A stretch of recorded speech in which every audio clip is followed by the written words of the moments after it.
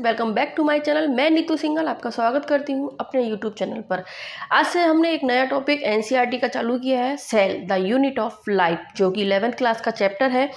और ये जो एक इम्पॉर्टेंट चैप्टर है जो आपको RPSC first grade, second grade या नीट या रीट या फिर किसी भी बायोलॉजी से रिलेटेड एग्जाम की तैयारी कर रहे हैं उसके लिए, सबके लिए फ़ायदेमंद होने वाला है। तो चलो इस टॉपिक की हम शुरुआत करते हैं। सबसे पहले हम देख लेते हैं सेल होती क्या है। सेल जो होती है वो जीवन की एक मूलभूत रचनात्मक एवं क्रियात्मक इकाई होती है। यानी सेल है, सेल से ही आगे हमारे टिश्यू बनते हैं, टिश्यू से ऑर्गन बनते हैं, ऑर्गन से हमारे ऑर्गन सिस्टम्स बनते हैं और हमारी बॉडी तैयार होती है। तो जीव की मूलभूत संरचनात्मक क्रियात्मक इकाई या फंक्शनल और स्ट्रक्चरल जो यूनिट होती है वो सेल होती है। इसकी खोज रॉबर्ट हुक द्वारा की गई थी। इसको उन्होंने सबसे पहले कॉर्क जो कोशिका थी उसकी आकृति में इसको देखा था, जिसको माइक्रोग्राफिया उनकी एक पुस्तक थी उसके अंदर उन्होंने इंट्रोड्यूस करवाया था। रॉबर्ट ब्राउन ने केंद्रक की खोज की थी। तो आप इसमें हमेशा कंफ्यूज मत होना कभी भी कि रॉबर्ट हुक कौन थे और रॉबर्ट ब्राउन। रॉबर्ट हुक नाम आ जाए, कोशिका की खोज की थी। हुक के तो यानी जिसने कोशिका की खोज की थी कॉर्क में, और ब्राउन यानी केंद्रक की खोज की थी। तो इस तरह से आप एक कीवर्ड से आप याद कर लेंगे। दूसरा है एंटोन वॉन ल्यूवेनहोक, जिन्होंने जीवित कोशिका को देखा था और वर्णन किया था। अगर आपके पास क्वेश्चन आता है लिविंग सेल्स को किसने देखा सबसे पहले, तो एंटोन वॉन ल्यूवेनहोक आएगा। और अगर सेल को किसने देखा तो आप आंसर आएगा रॉबर्ट हुक। आप दोनों में कंफ्यूजन नहीं होंगे, आप इनको ध्यान रखेंगे। इसके बाद जो कुछ वैज्ञानिक हुए थे जिन्होंने सेल थ्योरी दी थी। जो सेल थ्योरी है जो हमें ये बताती है कि किस तरह से कोशिका है वो वर्क करती है। इसमें दो वैज्ञानिक हुए थे। एक हुए थे मैथियस स्लाइडेन 1838 ईस्वी में, जो जर्मनी के वनस्पति वैज्ञानिक थे और इन्होंने प्लांट पर स्टडी की थी। प्लांट पर स्टडी करने के बाद उन्होंने बताया था कि प्लांट्स विभिन्न प्रकार की सेल से मिलकर बने होते हैं और पौधों में टिश्यू का निर्माण करते हैं। प्लांट्स क्या होते हैं, विभिन्न प्रकार की सेल्स से मिलकर बने होते हैं और जो पौधों में टिश्यू का निर्माण करते हैं। कौन से वैज्ञानिक ने बताया था, मैथियस स्लाइडेन ने। दूसरे वैज्ञानिक हुए थे थियोडोर स्वान 1839 ईस्वी में, जो कि ब्रिटिश प्राणी वैज्ञानिक थे। और इन्होंने बताया था कि जो विभिन्न जंतु कोशिकाओं का जो अध्ययन है वो सेल के बाहर एक पतली परत मिलती है। विभिन्न जंतु कोशिकाओं का जब हम अध्ययन करते हैं, स्टडी करते हैं, तो उन्होंने देखा था कि सेल के बाहर एक पतली परत या लेयर मिलती है, जिसे उन्होंने जीव द्रव्य झिल्ली नाम दिया था। तो आप ध्यान रखना, सेल थ्योरी देने वाले दो जो वैज्ञानिक थे, तो थियोडोर स्वान एंड स्लाइडन। तो इसको स्वान एंड स्लाइडन थ्योरी भी कहते हैं। तो जीव द्रव्य झिल्ली के बारे में बताया था, स्वान नामक वैज्ञानिक है। साथ में प्लांट में सेल वॉल मिलती है, इसके बारे में भी स्वान ने बताया था। हालांकि प्लांट पर जो स्टडी वो स्लाइडन ने की थी, लेकिन जो प्लांट्स में सेल वॉल मिलती है इसके बारे में स्वान ने बताया था। तो फ्रेंड्स इसको आप ध्यान रखेंगे।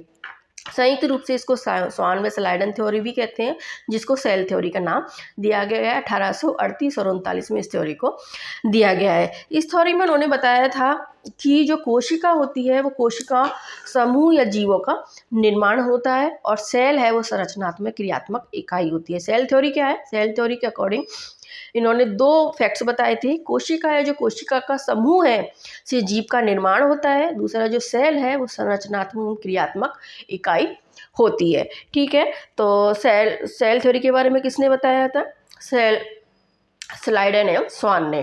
सेल थ्योरी के कुछ अपवाद हैं जो ये थ्योरी है वो फॉलो नहीं करती हैं। वायरस, वायरॉइड्स और प्रियॉन्स, ये अपवाद हैं जिनके ऊपर ये जो सेल थ्योरी जो उन्होंने बताई थी वो फॉलो नहीं होती है। फिर इसके बाद एक नए वैज्ञानिक आए थे जिनका नाम था रुडोल्फ विर्चो। रुडोल्फ विर्चो जो वैज्ञानिक थे वो वैज्ञानिक थे 1855। इन्होंने सेल थ्योरी का रूपांतरण दिया था। जो सेल थ्योरी उन्होंने दी थी कि सेल संरचनात्मक क्रियात्मक इकाई होती है और सेल समस्त जीवों का समूह होती है, उसमें रुडोल्फ विर्चो ने रूपांतरण दिया। उन्होंने बताया था कि सेल विभाजित होती है, वे नई कोशिकाओं का निर्माण पूर्व स्थित कोशिकाओं के विभाजन से होता है। आप इस स्टेटमेंट को याद रखेंगे क्योंकि कई बार ये पूछ लिया जाता है और पूछा भी गया है, रुडोल्फ विर्चो द्वारा दिया गया है। सेल विभाजित होती है और नई कोशिकाओं का निर्माण पूर्ववर्ती कोशिकाओं से होता है, जिसे उन्होंने ओमिनिस सेलुला ई सेलुला नाम दिया था। क्या बोला था, ओमिनिस सेलुला ई सेलुला, जिसे लॉ ऑफ सेल लिंकेज भी कहते हैं। वर्तमान में यही सेल थ्योरी है वो मान्य है। तो इसके अकॉर्डिंग उन्होंने क्या बताया, सभी जीव कोशिका व कोशिका उत्पाद से बने होते हैं। किससे बने होते हैं? कोशिका व कोशिका उत्पादों से बने होते हैं। और सभी सेल पूर्व स्थित सेल से निर्मित होती हैं। रुडोल्फ विर्चो, जिन्होंने वर्तमान में सेल थ्योरी मान्य है, जिन्होंने बताया था नई कोशिकाओं का निर्माण पूर्व कोशिकाओं से होता है, जिसे ओम्बिनिस सेलुला ई सेलुला कहा गया। जिनके दो फैक्ट थे, उन्होंने बताया जीव कोशिका व कोशिका उत्पाद से बने होते हैं और सभी सेल पूर्व स्थित सेल से निर्मित होती है। इसके बाद बताया गया फ्रेंड्स की सेल्स हैं वो दो प्रकार की होती हैं, एक यूकैरियोटिक सेल्स और प्रोकैरियोटिक सेल्स, जिसको मैंने एक अलग अलग से नहीं बताकर एक इनको डिवाइडेशन के रूप में, इनके डिफरेंस के रूप में बता दिया है, ताकि हमें क्लियर कट हो जाए कि कौन सी सेल में क्या होता है। जो यूकैरियोटिक सेल्स जो होती हैं, झिल्ली युक्त केंद्रक प्रेजेंट होता है, इनमें झिल्ली युक्त केंद्रक प्रेजेंट होता है। लेकिन जो प्रोकैरियोटिक सेल्स होती हैं उनमें ये एब्सेंट होता है। इनमें वेल डेवलप्ड न्यूक्लियस नहीं पाया जाता है। इनका जो न्यूक्लियस होता है उसको न्यूक्लियोइड कहा जाता है, क्योंकि इनमें झिल्ली नहीं पाई जाती है इनके न्यूक्लियस में। तो आप ध्यान रखना, प्रोकैरियोटिक सेल्स जो होते हैं उनके न्यूक्लियस को क्या कहते हैं? न्यूक्लियोइड कहा जाता है। यूकैरियोटिक सेल्स में भी साइटोप्लाज्म प्रेजेंट होता है, प्रोकैरियोटिक सेल्स में भी साइटोप्लाज्म प्रेजेंट होता है।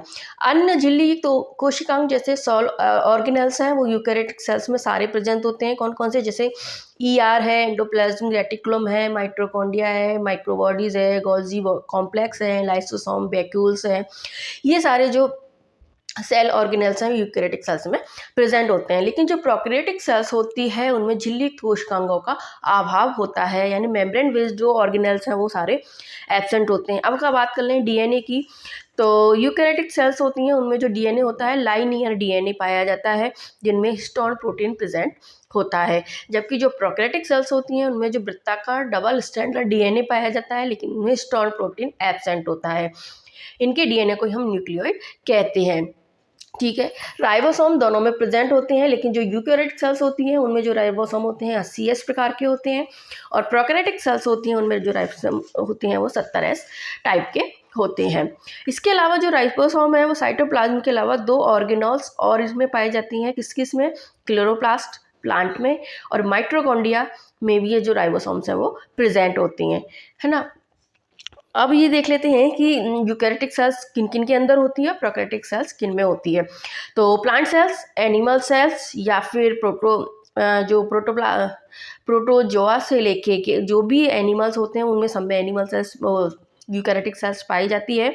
केवल एक जो किंगडम है मोनेरा किंगडम होता है, उस किंगडम में ही केवल प्रोकैरियोटिक सेल्स पाई जाती हैं, जिनमें archaebacteria, you bacteria, blue green algae, mycoplasma और एक्टिनोमाइसिटिस और माइकोप्लाज्मा आते हैं। तो फ्रेंड्स आप इसको ध्यान रख लेना कि प्रोकैरियोटिक सेल्स किन में पाई जाती है। इसके अलावा जो भी बचते हैं उनमें सब में यूकैरियोटिक सेल्स पाई जाती है। ठीक है, अब हम देख लेते हैं कि सबसे जो छोटा जीव है कौन सा होता है? वायरस। उसके बाद और सबसे छोटी सेल होती है वो किसमें होती है? माइकोप्लाज्मा में। वायरस सबसे छोटा जीव, उससे बड़ा माइकोप्लाज्मा, उससे बड़ी होती है बैक्टीरिया। लेकिन अगर आपके लिए सेल से पूछी जाए तो सबसे छोटी सेल किसमें पाई जाती है? माइकोप्लाज्मा में। क्यों? क्योंकि वायरस में कोई सेल नहीं पाई जाती है। इसको एसेलुलर जीव भी कहते हैं। प्लांट्स और जो एनिमल सेल्स होती हैं उनमें कोशिकाओं की क्रियाओं के लिए जो साइटोप्लाज्म है वो मुख्य स्थल होता है। तो आप ध्यान रखना, प्लांट और एनिमल सेल होती हैं उनमें जो साइटोप्लाज्म में प्रमुख स्थल होता है, यानी सभी जीव की सेल्स की जो भी क्रियाएं हो, सभी रासायनिक अभिक्रियाएं वो साइटोप्लाज्म में ही पूरी होती है। जो एनसीईआरटी में दे रखे हैं आप उनको भी देख लीजिए एक बार। सबसे छोटी सेल माइकोप्लाज्मा, सबसे छोटा जीव पूछा जाए वायरस, लेकिन सबसे छोटी सेल माइकोप्लाज्मा में, जिसमें 0.3 से मिलीमाइक्रोन तक की पाई जाती है। बैक्टीरियल सेल्स होती है वो होती है 3 से 5 मिलीमाइक्रोन की पाई जाती है। सबसे बड़ी सेल जो है वो किससे? शुतुरमुर्ग के अंडे के समान सेपरेट की गई थी। मनुष्य की जो आरबीसी है उसका व्यास 7.0 मिलीमाइक्रोन होता है, क्योंकि एनसीईआरटी में इफेक्ट दिया हुआ है तो आप इनको याद रख लेंगे। मनुष्य की जो आरबीसी उसका व्यास कितना होता है? 7.0 मिलीमाइक्रोन, जो राउंड एवं बाइकॉन्केव होती है। नर्व सेल हमारी जो होती है वो सबसे लंबी सेल होती है और शाखित होती है। मनुष्य की जो नर्व सेल है वो सबसे लंबी और शाखित सेल है। ये बिंबाकार, बहुभुजी, स्तंभी, घनाभ, धागे की तरह की या और भी कई टाइप की आकृतियों की होती है। तो विभिन्न आकृतियों में मिलने वाली सेल कौन सी होती है? नर्व सेल पाई जाती है। डब्ल्यूबीसी जिसमें अमीबाकृति पाई जाती है। तो फ्रेंड्स आज हमने देख लिया सेल के इंट्रो के बारे बारे में। अब हम कल पढ़ेंगे प्रोकैरियोटिक सेल्स के बारे में डिटेल से, और उसके बाद अगली क्लास में हम पढ़ेंगे यूकैरियोटिक सेल्स के बारे में और उनके ऑर्गेनेल्स के बारे में डिटेल से हम पढ़ने वाले हैं। तो अगर आपको मेरी वीडियो अच्छी लगी हो और अगर ये आपको मेरा टॉपिक पसंद आया है तो प्लीज़ इस वीडियो को अधिक से अधिक शेयर कीजिए, वीडियो को लाइक कर दीजिए, चैनल को सब्सक्राइब कर लीजिए। और अगर आपको कोई टॉपिक समझ में नहीं आ रहा है या फिर कोई भी आपकी क्वेश्चंस हैं तो आप मुझे कमेंट्स में उनको भेजिए, ताकि मैं आपको और अभी अधिक वीडियो उपलब्ध करा सकूं। Please, thank you.